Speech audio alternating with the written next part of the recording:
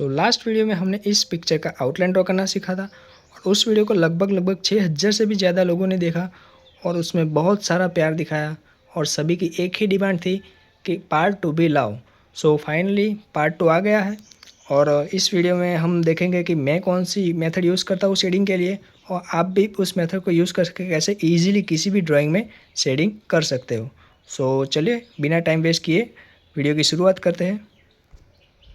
तो ये थी हमारी कुछ आउटलाइन के बाद की कंडीशन। तो चलिए शुरू करते हैं। मेरा मानना है कि सबसे पहले आपको शेडिंग की शुरुआत चेहरे से करनी चाहिए और शेडिंग में सबसे ज़रूरी बात यह है कि आपको फर्स्ट एनालाइज करना है पूरे के पूरे इमेज को और उसमें ये डिसाइड करना है कि इसमें कौन सा पार्ट सबसे डार्क है और कौन सा पार्ट सबसे लाइट है। मैंने इस इमेज को बेसिकली 3 पार्ट में डिवाइड किया है, सबसे डार्क पार्ट, सबसे लाइट पार्ट एंड एक दोनों के बीच का, जिसमें चेहरा, हाथ, बाजुएं और जो शरीर का पार्ट है वो सबसे डार्क रहेगा। दूसरा पार्ट है सबसे लाइट वाला पार्ट, हाइलाइटर से हाईलाइट करो तो और भी बढ़िया रहेगा।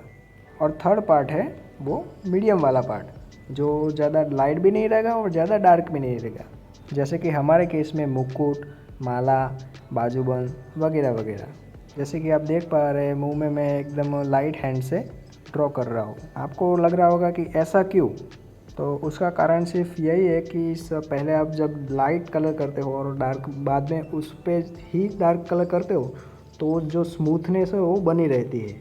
और हाँ, ये बात सिर्फ चारकोल पेंसिल पे ही लागू होती है। जैसे आप फर्स्ट शेडिंग की लेयर कंप्लीट हो चुकी है और उसको ब्रश से मैं अच्छे से ब्लेंड कर रहा हूँ।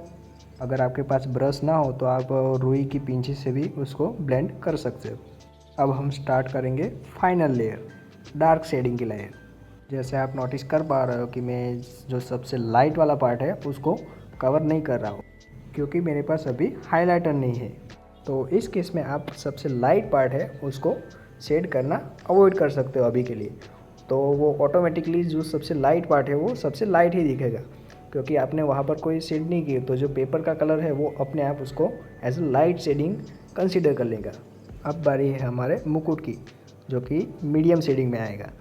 और हाँ, इसमें ध्यान रखने वाली बात यह है कि जो शेडिंग है उसको उसी कर्व में परफॉर्म करना है। लाइक मुकुट है वो कर्व शेप में है तो आपको अपना हाथ भी वो कर्व शेप में चलाना है ताकि जो शेडिंग है वो भी एकदम स्मूथनेस लगे।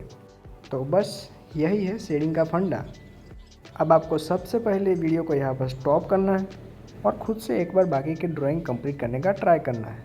अगर आपको किसी पार्ट पे ऐसा लगे कि नहीं मैं नहीं कर पा रहा हूँ तो एक बार फिर से ये वीडियो दोहराएं, डेफिनेटली आप उसको कंप्लीट कर ही पाएंगे क्योंकि शेडिंग का बेसिक वही होता है कि किसी भी गिवन इमेज को फर्स्ट एनालाइज करो, उसमें लाइट, डार्क और मीडियम शेड को क्लासीफाई करो और बाद में अपनी ड्राइंग में उसी हिसाब से उसी परसेंटेज से कलर फिल करना स्टार्ट कर दो।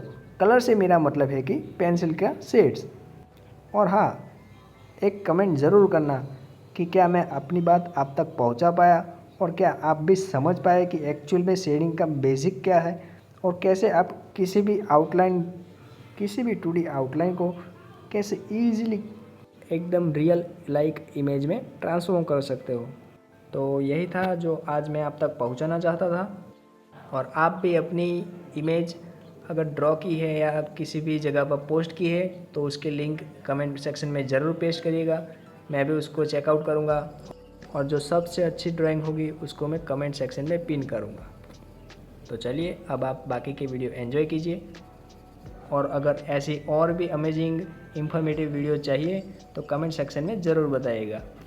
और अगर इस वीडियो में भी कोई इम्प्रूवमेंट की ज़रूरत है तो वो भी बताएगा ताकि आने वाले वीडियो में मैं उसको इम्प्रूव कर सकूं।